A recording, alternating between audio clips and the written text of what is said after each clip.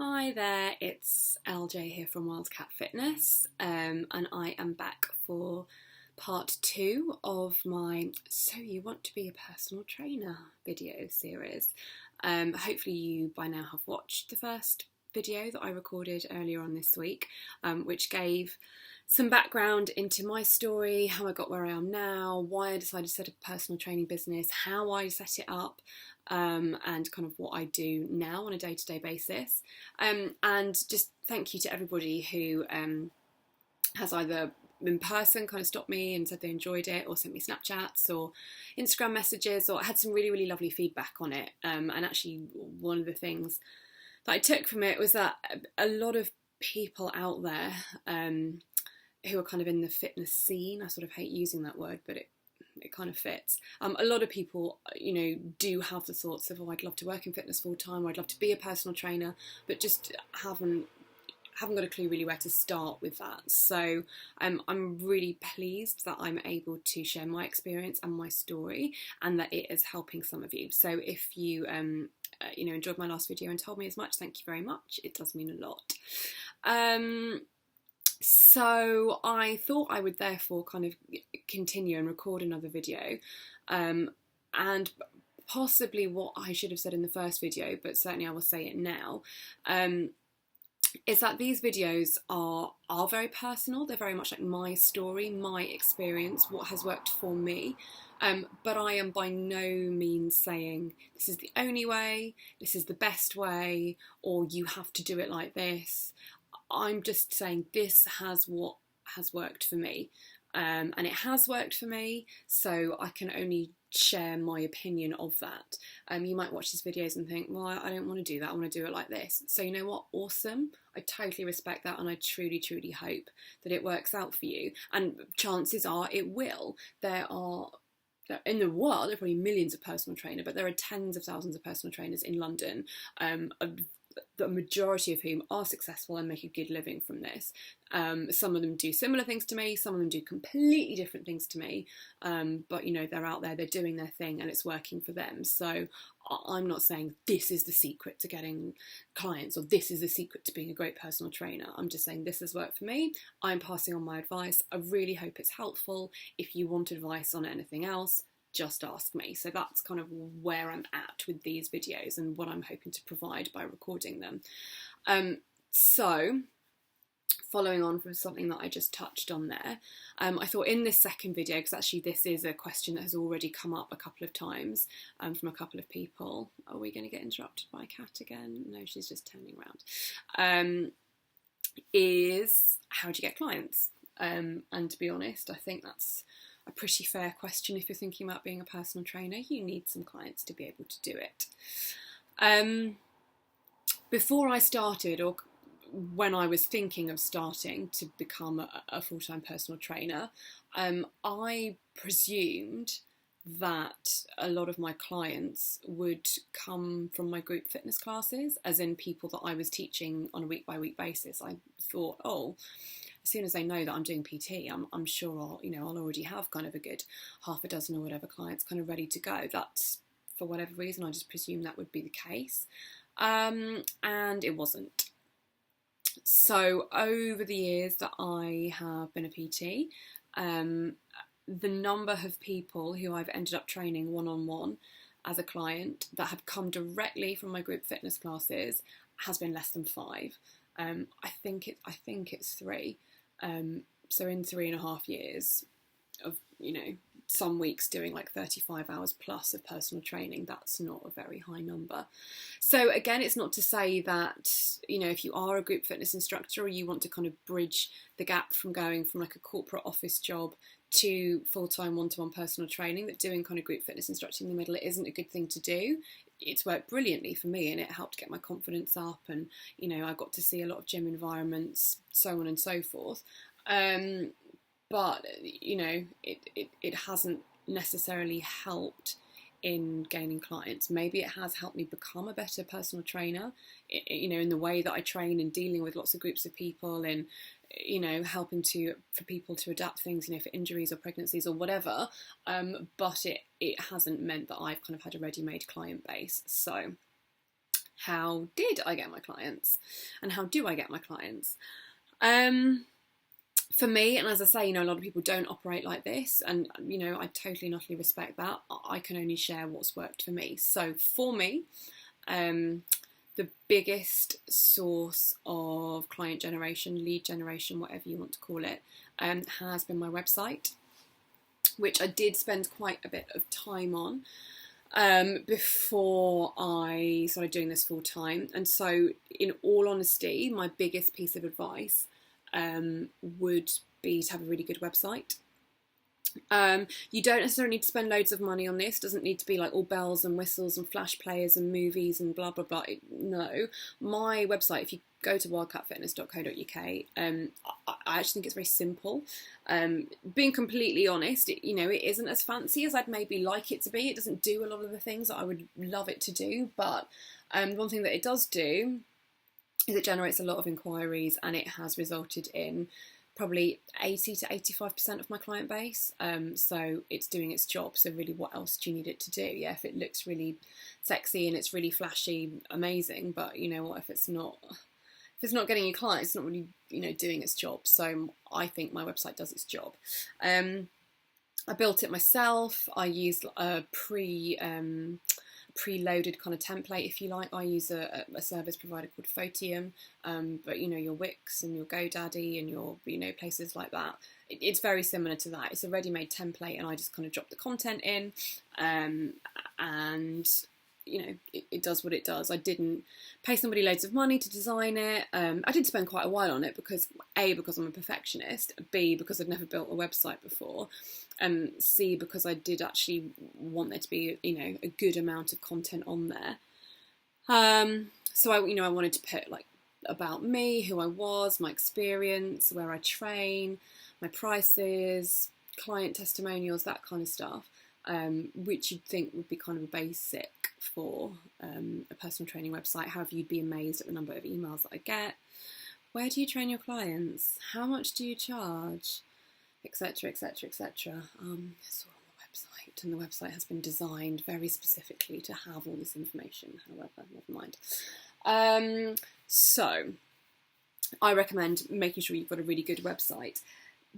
The other thing kind of tied into that is my computer's making a really funny noise. I think maybe it's overheating. How strange. If this suddenly goes kaput, it's because my laptop's exploded. How funny. Technical difficulties. The other thing that I really recommend, this is kind of twofold, is both making sure your website has some really good SEO, so search engine optimization, built into it, and also certainly in the beginning when you're starting out, spending some money on advertising. Me personally, I used Google AdWords, and it was worth every penny. So in the very, very beginning, I spent quite a bit advertising with Google AdWords. About 6 months in, when I had like quite a good kind of ticking over kind of client roster, I started pulling back. I probably like halved my monthly budget. Now I spend zero money on advertising. Without wanting to sound big-headed, I don't need to.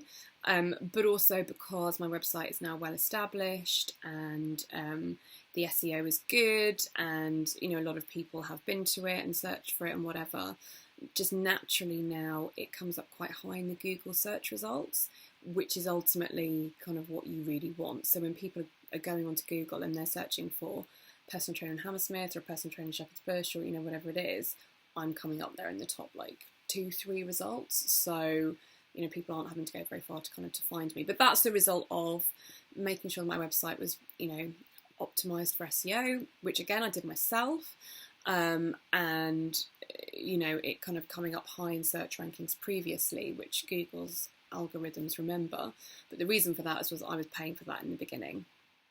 But I wholeheartedly recommend it. I tried magazine advertising, so this might just be a London thing, but certainly like London-based people, I'm sure you get those really lovely like glossy magazines that come through your door, like area specific. So I had a paid advert in the Chiswick one, the Fulham one, the Notting Hill one when I first started. generated nothing, like absolutely nothing. Honestly, I think it was a total waste of money, but I had to spend that money to find out.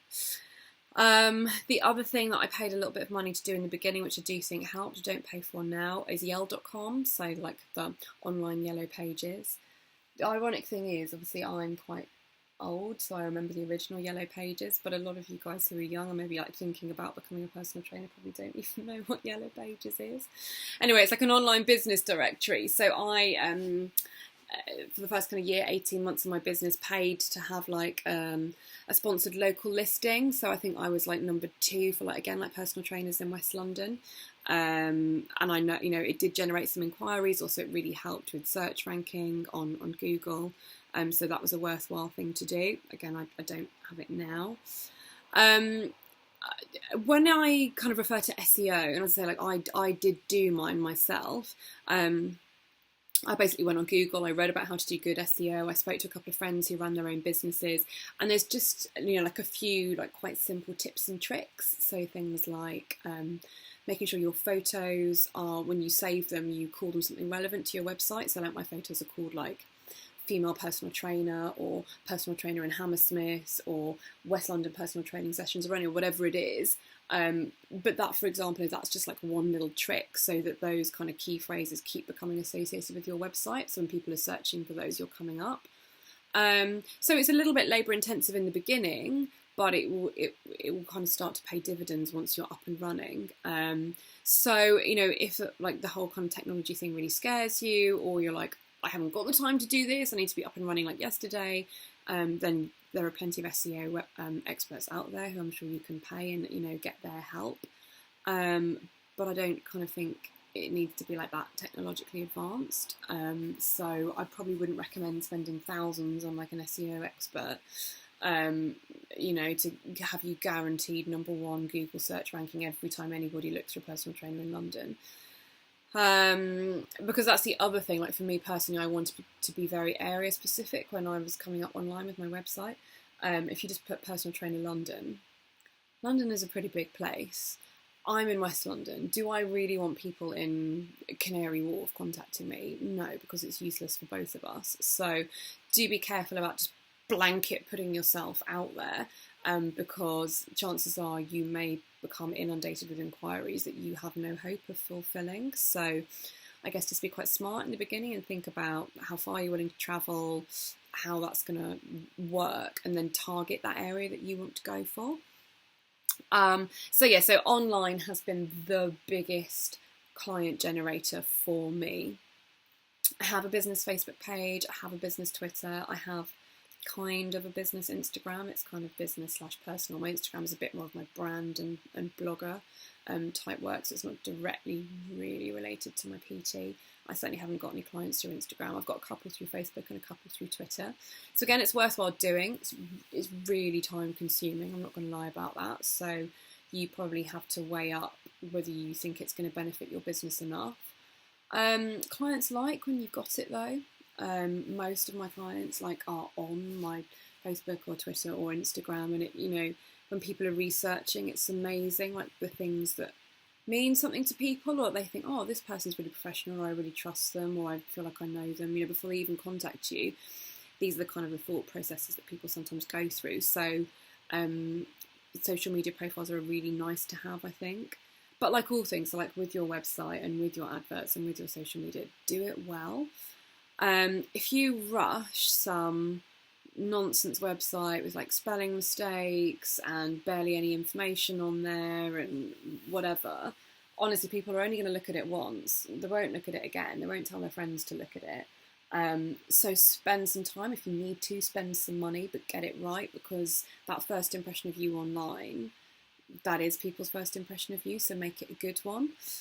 So that I spent about 3 months totally honing my website to make sure it was, as I said, it's not perfect, but it's a real representation of me. So make sure that yours is as well, because ultimately it's personal training. People are buying into you, the concept of spending their money to spend an hour or however long it is with you one-on-one. So make sure it represents you, because otherwise it's false advertising, and B, it's just going to be a waste of everybody's time if not. So, you know, there have been other ways that I've got clients. So yes, some is word of mouth. Some is through other personal trainers, whether they either leave the area or move on, or I can offer something that they can't, or, you know, I'm available at a time that they're not. I would, you know, definitely recommend making some good links within the industry. So whether that's via social media, whether that's through networking events, whether that's through, you know, being based at a gym or a studio or whatever, where there are other PTs.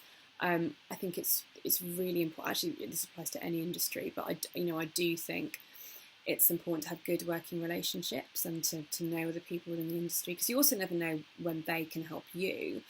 So hopefully you'll get to a point as well where, you know, you're too busy, you'll want to refer inquiries onto somebody else, or what happens when you go away on a holiday, or if you're sick, is there anybody that can cover your clients? But, you know, it all kind of works. Be nice to people, be professional, and the same will come back to you. And yeah, you may well get some clients out of it. You know, similarly, if you just, you know, you want the experience, you're okay, you know, kind of working for somebody else, then obviously you've got the option to either work in-house in a commercial gym, so a Fitness First or a Virgin Active or a David Lloyd, or, you know, one of the more boutique-y ones here in London, or, you know, other big cities in the UK, or, you know, work in-house at a personal training studio, which I did a little bit in the beginning. So the PT studio that I train my clients in, they have an in-house team of PTs. And when I first started to kind of fill up my hours, to, you know, to generate some more income, I basically worked for them, was an employee of them, and trained some of their clients. So, you know, that was great for my confidence, good for kind of, you know, being in the gym, you know, whatever. So that's definitely an option to look into. But just be careful, because a lot of the big commercial chains will have clauses in their contract which say things like, you know, you can't use it to tout for business for outside. You can't take your clients with you when you leave. Let me tell you now, most personal trainers do and will. But, you know, if you think, oh, I want to do half my time at a Fitness First and the other half in a private personal training studio, just be careful about how that works, because not all of the big companies will be okay with that. So this is something else to kind of look into and to consider. But to be honest, like, it really has been online for me. Like, that's been the biggest kind of client generator. So a few from classes, a few from other PTs, a few from word of mouth. But to be honest, kind of that's pretty much it. Something that's worth mentioning, so the two other gorgeous ladies that I work with that work for Wildcat Fitness, I know one of them, she has gained clients both indoor and outdoor environments when people have just kind of been passing and seen her train other people. So she'll be in the gym with her client, and then someone might walk past her, approach her and say, oh, do you work here? Because I'm looking for a personal trainer, and would you be interested? And she's given them a card. And same, I think, has happened to her a couple of times in the park. She's been out there kind of training, and people have approached her and said, oh, you know, I've been watching, I like what you do, you know, could we... So again, you know, if you're good at what you do, people will notice. That can, you know, can be a way to generate clients. It's never happened to me, but it, you know, it's possible. So in summary for this video, I was like, I'm just going to record a quick 10-minute one today. I can talk, sorry YouTube. Is have a really good website. Make sure there's some SEO optimization in there. Be prepared to spend a bit of money in the beginning on advertising, and my personal recommendation is Google AdWords. And forge some really good links with other personal trainers in the area, or indeed a personal training studio in the area, so that, you know, you are well known. You have a support network. That's really nice as well. But you'd be amazed how many leads, you know, you can generate that way, and as I say, how many leads you then may be able to pass on as well. So I hope that's been helpful. That's how I've gained the majority of my clients. That's what's worked for me.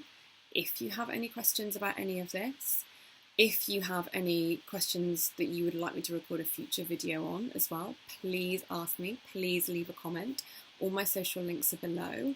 Like this video, share this video, subscribe to my channel, and have an amazing weekend. Thanks guys, thanks for watching.